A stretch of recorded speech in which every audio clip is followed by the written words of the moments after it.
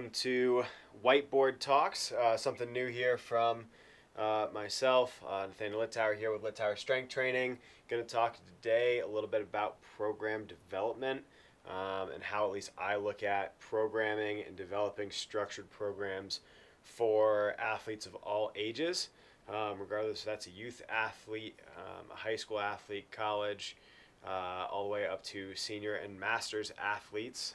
I train some older senior athletes, so a little insight into how we program and structure those workouts, and specifically their programs and how we progress those. The first question that you always have to ask with any kind of athlete is, number one, are they athletic? I'm going to kind of give you a flow chart here. Are they athletic? And when we look at athleticism, things we are looking at, wow, are they athleticism? Are they athletic? But athleticism, looking at coordination, body weight, strength, the ability to move and be spatially aware. Can they move around? If you ask them to stick their butt back to a wall and keep their chest up, are they going to end up in a hinge, something like that? Being able to just have that concept of where their body is in time and space. So if that is a no, that's where you're starting. All right. Now, if it's a yes, now we get to ask the question, are they strong? Now, if they're not, start there. I think that one's pretty self-explanatory. Power is a component of force and velocity. So force is mass times acceleration, velocity, meters per second, distance divided by time. So if we get power output, then we're force times velocity. So if we don't have that component, we're not going to have very high power outputs. And power output's something that's more athletically inclined. So we start by asking if they're athletic. If not, we start there. Then we ask if they're strong. If they're not, start there. Okay? Once we get here, and now this is talking a very general strength. This could also fall into GPP. If we get to here and we're like, okay, they are not strong. We start there. Then once we have them there, then we say, okay, are they powerful? All right? So that mass times velocity. Can they move weights quickly? Now, a lot of times developing that that speed and that power output is using sub-maximal loads, so we're not looking at stuff super heavy. So if we were to look at this strong portion, you're looking more at your squats, your deadlifts, your bigger compound movements that are going to target larger muscle groups. When we're looking at power, we're looking at those faster movements. I like to think of those are your Olympic lifts. Those are your accommodated resistances, so your chains, your bands, things like that. So once we have the strength, we can work on that power, but this is a very general power. Okay, can they express power in a variety of ways?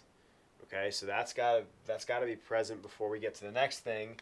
Is, are they sport powerful or sport specific powerful? Okay, now if we don't have a regular power or regular base of strength, this means nothing. A lot of times we see people, while they're trying to develop vertical power, but they're not strong, and so they're not getting anywhere. When we look at just general power, that's great as well. Then we have to look at sport-specific power, especially for those rotational athletes. Being powerful is great, but if you're a baseball player, tennis player, golfer, being able to have that sport-specific power output is crucial.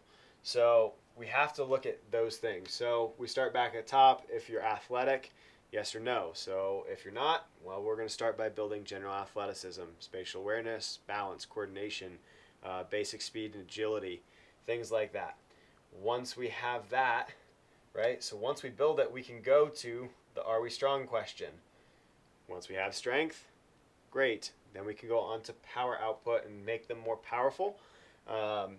and then after they're powerful, then we can go more into that sport-specific quality.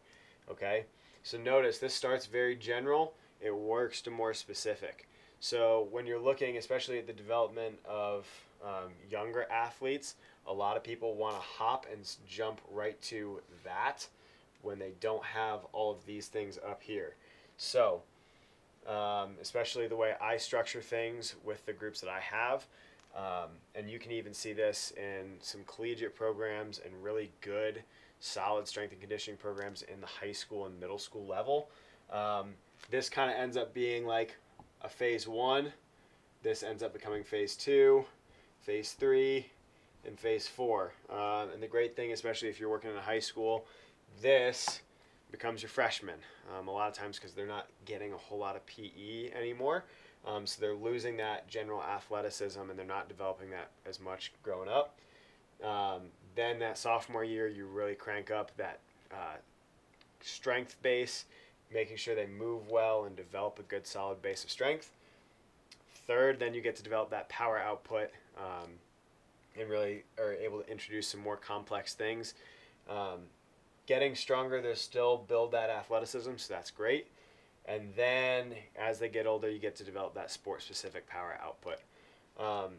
So looking at that, that's kind of how you should or could structure. I know there's multiple ways to be able to think about it, but if you're really looking at a long-term plan, this is where we need to start, is answering these questions in order to get the best out of our athletes and have a solid progression. So that's this time's around, I guess, this week. That's this week's whiteboard talk. This is technically episode 1. But yeah, thanks for joining along. Connect on Instagram. I'm at Lift Tower on Twitter because I like Twitter these days. It's lit_strength. I like to talk to people and have conversations and learn from everybody else because I'm sure there's a lot out there that I can learn as well. So until next time, we'll see you guys at the whiteboard.